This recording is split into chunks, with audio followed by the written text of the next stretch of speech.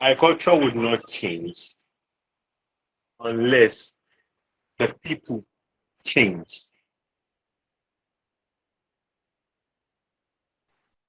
And except the people understand how to be better, they won't know what to do.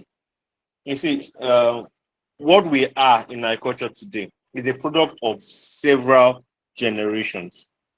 Our father did something the way they know how to do it. They passed that knowledge, both directly and indirectly, to us, their children, right?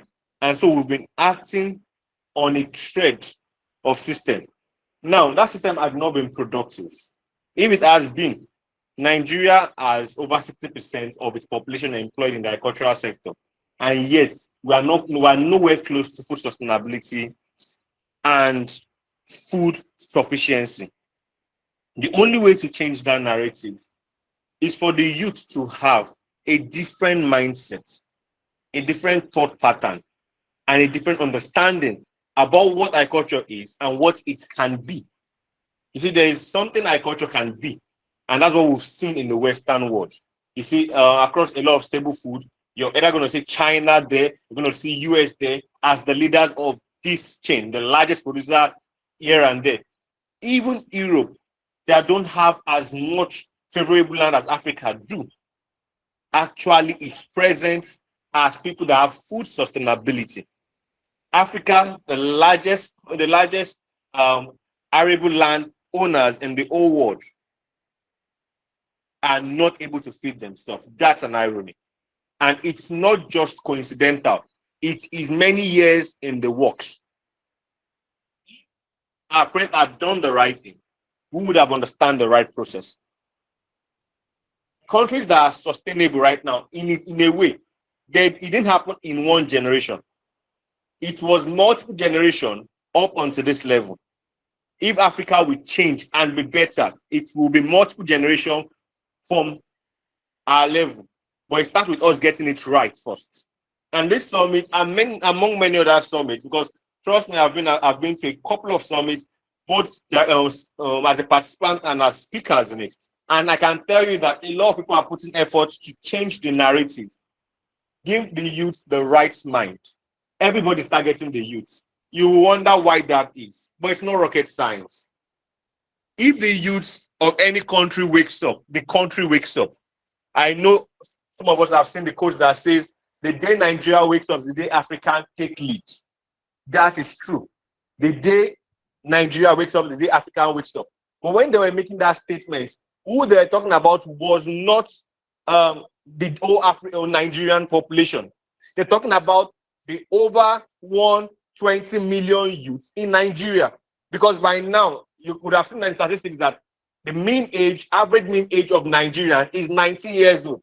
What that tells you is that if you shuffle Nigeria and divide by population and our age, the mean average you see is that everyone is 19 years old average. That's Nigeria's mean age. We're not the lowest in Africa. Niger has about 16 years of age. Uganda has, I think, about 17 years of age. So, of course, it means that the number of people that are below 19 or 19 and downward, and not people that are 20 and upward, they are almost equivalent. So, 22 downward account for about 120 million people in Nigeria.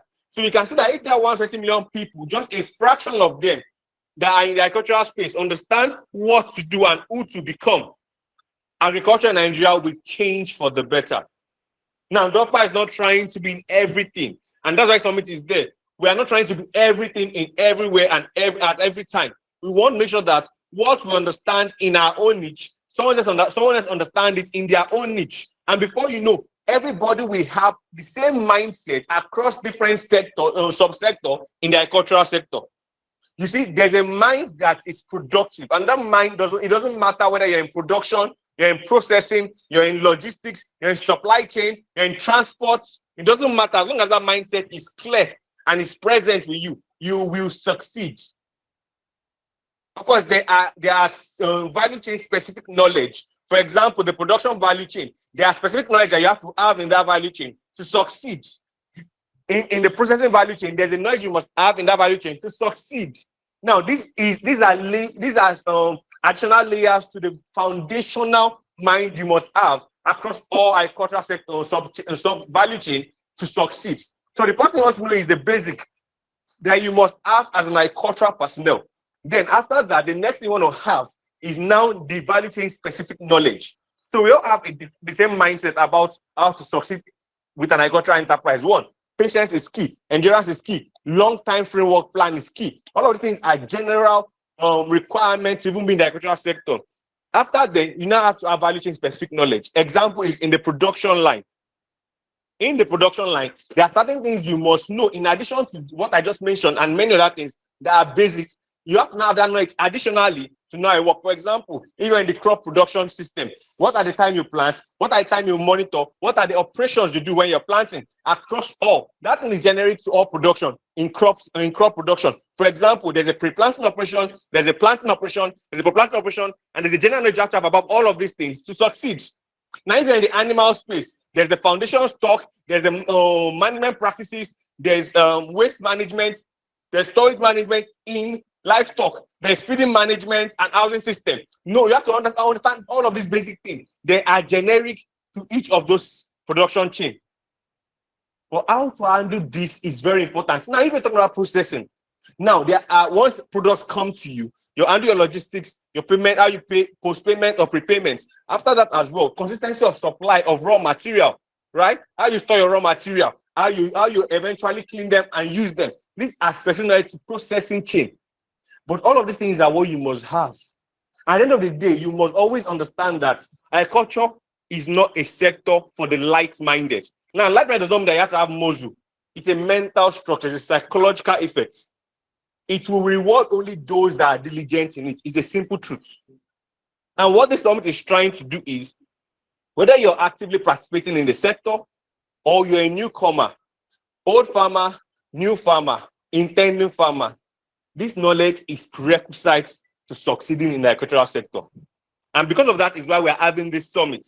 We're bringing in a lot of speakers, we're bringing in a lot of participants, we're bringing a lot of people together to forge the new generation of what agriculture will look like.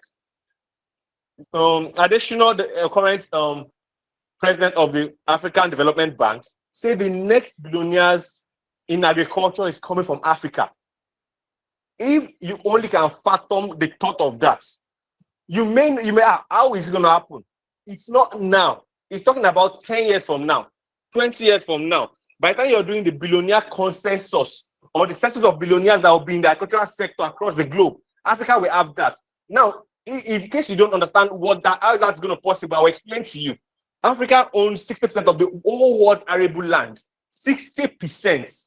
There are 7 continents in this world. Africa is just one. Africa accounts for 60% of the whole world arable land. It means the other 6 continents are dragging 40%. And yet Africa is not feeding the world. If you understand what that is, you understand why Africa, if the youth wakes up, we control the wealth in food supply, in food sufficiency, and control the narrative in food sustainability for the whole world. And that is what this summit is about, giving their youth that mindset. Of course, I would like to announce early that, of course, we are not stopping with Nigeria.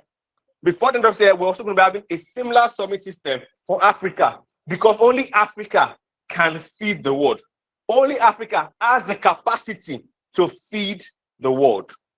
And the youth are the instrumental tool to achieve that goal. And that is why the youth need to be equipped with all that they need, all that is necessary for them to achieve success. But how will the youth achieve it if no one helps them to it? And that's why we're bringing speakers for you that will give you part of them. You see, no one person knows it all. You see, knowledge is not resident with just one person. Many people create an ocean of knowledge, and all you need from each person is their own bit by bit. One man will come and give you all that he has, pass on what he has accumulated, and give it to you as a flag bearer for the next generation. But you're not going to be sufficient with just that one man's act. You need another flag bearer, an old flag bearer, to pass on what they ask to you. You need to become the sum total of multitudes of refined knowledge. And you only become that when you're part of things like this, when you're part of systems like this.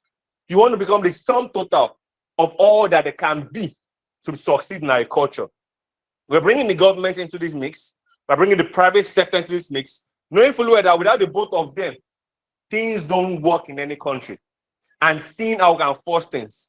At the end of this summit, we will be announcing the launch of YADP, Youth Agricultural Digitization Projects.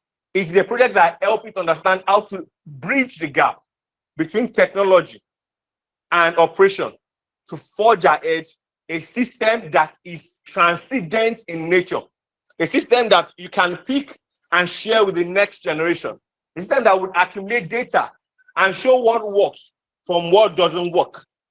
And that is the future of what we're trying to put in place.